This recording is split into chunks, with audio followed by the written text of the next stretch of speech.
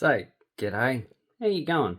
Today's a beautiful day. It's a nice 32 degrees to talk about ancient coins.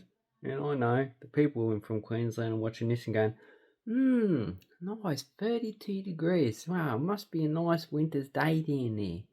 No, it's not. It's actually fairly warm, you know. 32. Oh, such a beautiful day. So we're going to talk about why collect Roman, not only Roman, but Indian and also Chinese coins, because I like to collect all of them. If I could collect all of them, I could, but I just don't have as much money as whatever people think I do. So behind me is a collection you should get if you like coins. So these are all ancient. Up here we have the Chinese ones. So I think most of these are either Warring States or Song Dynasty. Here we have world coins. One of them, I believe, is Scottish, but there's a good reference. And another good reference is, so if you're going to find books or something, yeah, that's great. But if you can't, and a lot of books you can't actually get, they're out of print and they're expensive. Wikipedia I use quite a lot. It has a lot of information, but you need to see if there's references. If not, you need to take some of these with salt. So the references are here. So what we're going to talk about is Crispus today. Just going to look at one of his coins. We're going to talk about Dida. So she was a Kashmiri queen, and here's a coin there. And I did make a video on Kashmiri coins. She wasn't really that good. She was like bloodthirsty and really, she killed quite a lot of people. And here we have Emperor Juan of Han. So he was supposed to be a benevolent leader, like Antonius Pius. And the problem is that this emperor, so you have three emperors, Emperor Gongzhu. This one is supposed to have killed this one. So it's got it down here. Okay, rags to riches. So he was raised as a commoner as well. So his whole family was executed by a previous emperor, which is really sad. Son of Emperor Wu, blah blah blah blah, who in 91 was framed for witchcraft, practiced against Wu, and committed suicide, after being forced into uprising.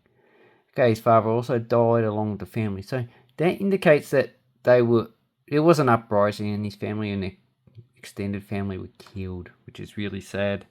But, so that is the thing about all these coins. You can find information on a lot of rulers that existed at a certain time period.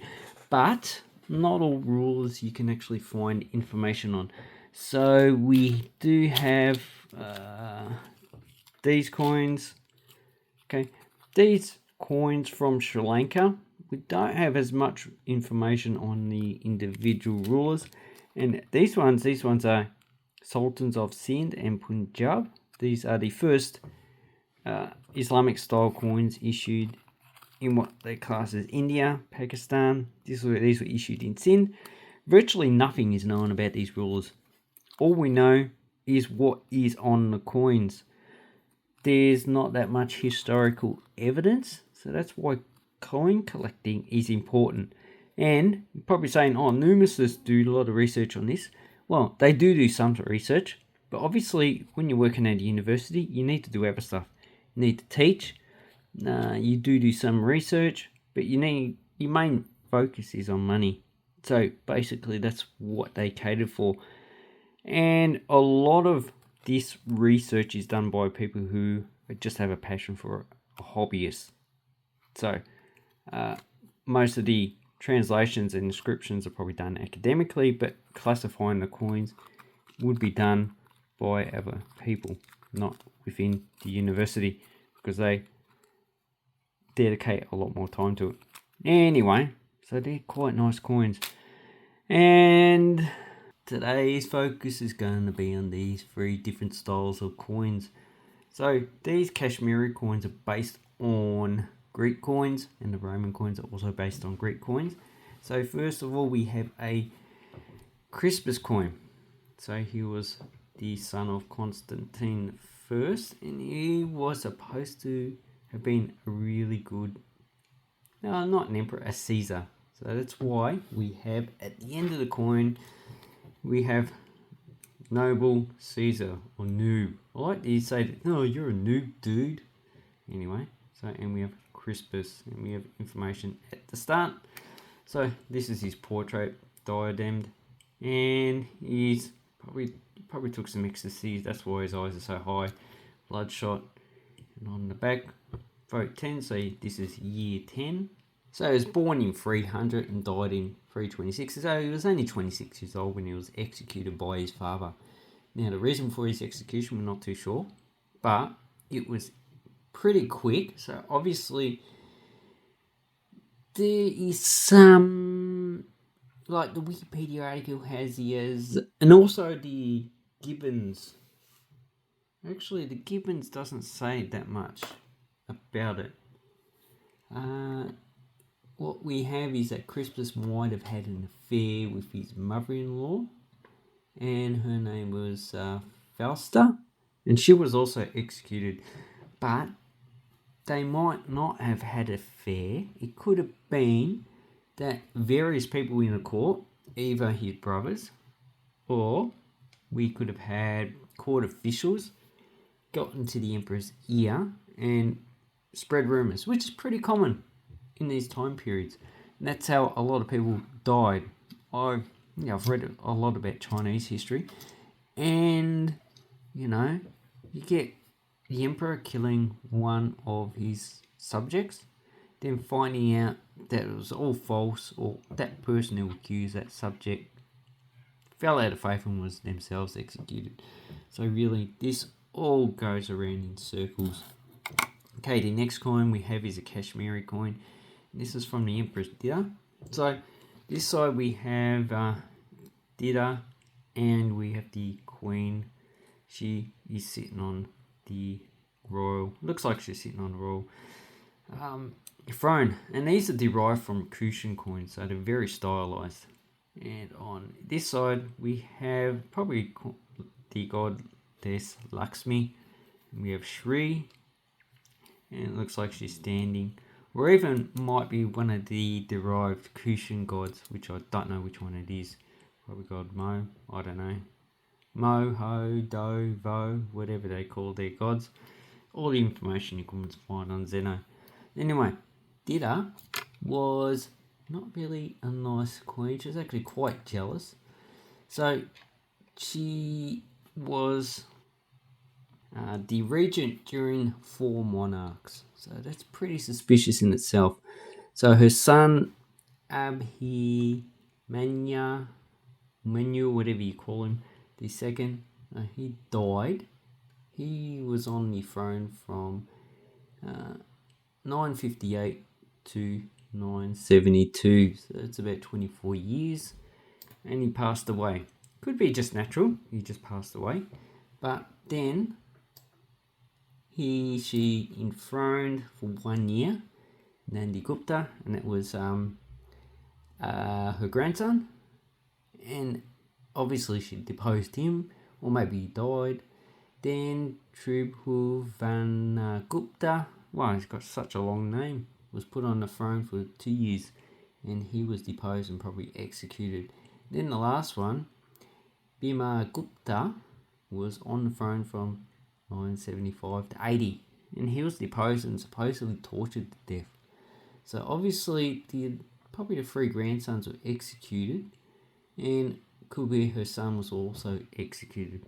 But considering she, after her son died, she put 3 grandsons on, maybe she was just trialing them out and wasn't too happy with them. So she had a troubled past, and then she decided to take the throne for herself, and after that she didn't have any heirs. So the only thing that she could do was marry off a daughter to someone else, and then that ended the Upala dynasty. And after that dynasty, we have the next dynasty, which was a different dynasty, but it was so all the Kashmiri dynasties are related. even though the name changes, it has still had a continuous bloodline from the first up until even the sultanates.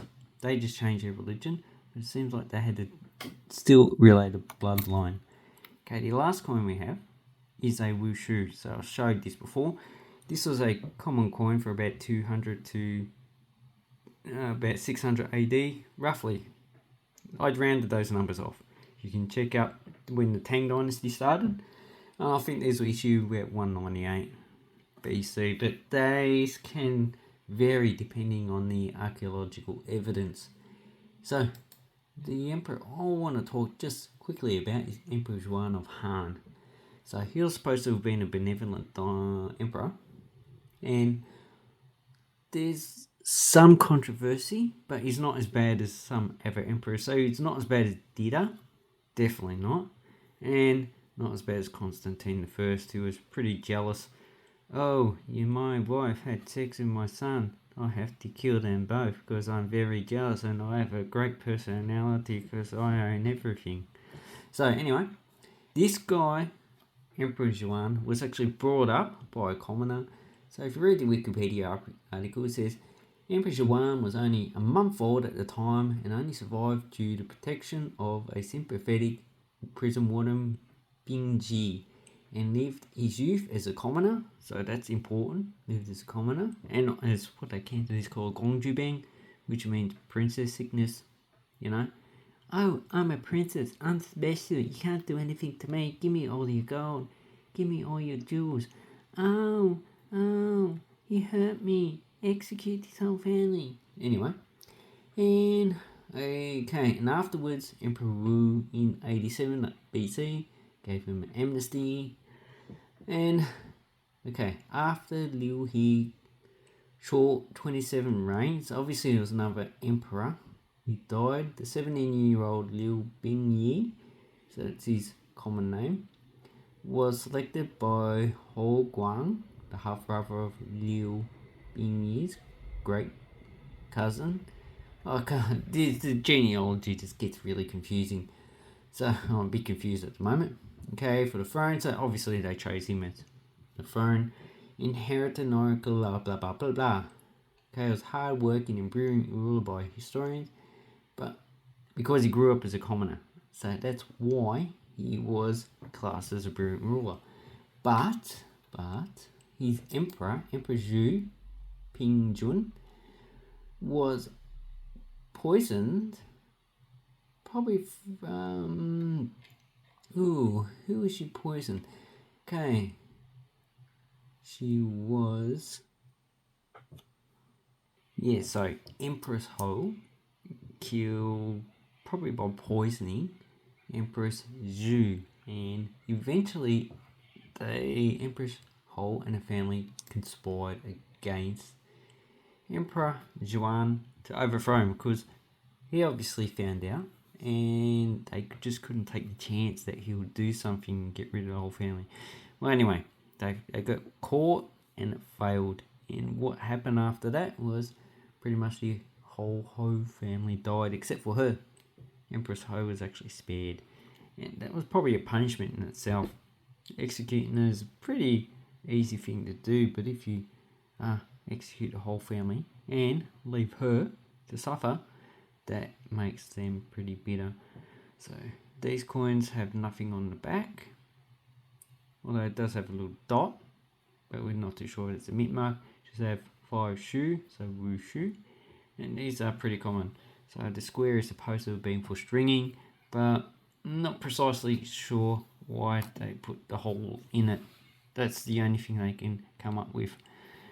But you can stack these coins. These two is hard to stack because the effigy is quite thick, and this one is just quite thick planchet, so it is hard to stack together in the first place. And that's pretty much the same. But these ones, of course, they're flat and they're broad.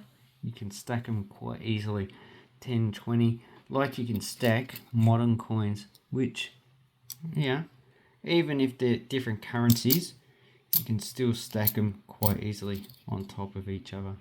Anyway, I'd like to say thank you very much for watching my video. I hope this helps you with coin collecting, and just the fun thing about coin collecting, you can just get a lot of different coins from different time periods, and they can give you a little bit of information about the history of the place. Not only that, look, they look cool, man.